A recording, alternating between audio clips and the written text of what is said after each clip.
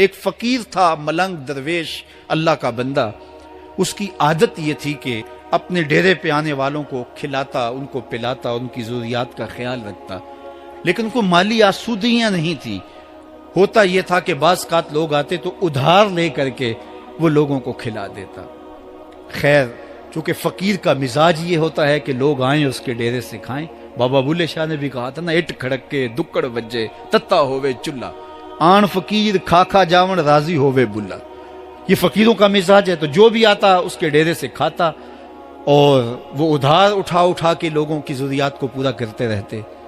وقت آخر آ گیا، جن لوگوں نے ادھار دیا تھا وہ سارے تقاضا کرنے آ گئے. اب بابا جی کو کیا فکر لاحق ہے کہ یہ میرے مہمان اور میں ان کو کچھ پیش کرنے کی صلاحیت نہیں رکھتا. ایک بچہ تھا، وہ کچھ سامان بیچ رہا تھا، پتیسا بیچ رہا تھا یا کوئی اور چیز بیچ رہا تھا.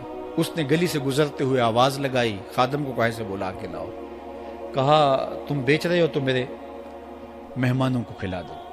بچہ بڑا خوش ہوا کہ میں سارا دن گلیوں میں گھوم کے یہ پتیسا بیچنا تھا، اب یہ ایک جگہ ہی سارا فروخت ہو گیا تو یہ تو موج لگ گئی، میں جلدی گھر چلا جاؤں گا، میری ماں خوش ہوگی. تو سارا ان مہمانوں کو کھلا دیا گیا. اور اس کے بعد کہا بابا جی پیسے. کہا تم بیٹھ جاؤ، جب ان کو ملیں گے تو تجھے بھی مل جائیں گے. وہ بیٹھ گیا، 2 4 10 منٹ بیٹھا تو بچہ تھا پھر کھڑا ہو گیا، بابا جی پیسے.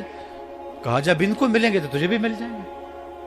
پھر آدھا گھنٹہ گزرا تو پھر اس نے کہا بابا جی پیسے، میری ماں میرا انتظار کر رہی ہے، ہمارے گھر کا چولہا اسی سے جلتا ہے، میں یہ پیسے لے کر جاؤں گا اور میری ماں کوئی ہنڈیا خریدے گی اور ہم شام کا گھر کا کوئی سلسلہ کریں گے.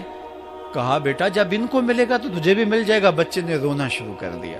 یتیم بچہ تھا، اس کا سارا آسرا یہی تھا. اس نے رونا شروع کر دیا. جب بچہ رویا اللہ کی رحمت کو جوش آیا. کوئی مرید نذرانہ لے کے ان بزرگوں کے پاس آ گیا اور اشرفیوں کی بھری ہوئی تھیلی پیش کی. وہ اتنے پیسے تھے کہ اس بچے کو بھی دیے، جتنے لوگ آئے تھے سب کا قرض چکایا. کہا جاؤ گھروں کو. تو سب نے کہا بابا جی ہم صبح سے بیٹھے ہوئے تھے تو یہ نذرانہ دینے والا صبح سے نہیں آیا تو اب کیسے آ گیا؟ کہا صبح سے تمہارے اندر کوئی رونے والا نہیں تھا، ایک رونے والا آیا تو باقیوں کا بھی کام بن گیا. بعض اوقات کسی ایک شخص کی وجہ سے باقیوں کی خطائیں بھی معاف ہوتی ہیں.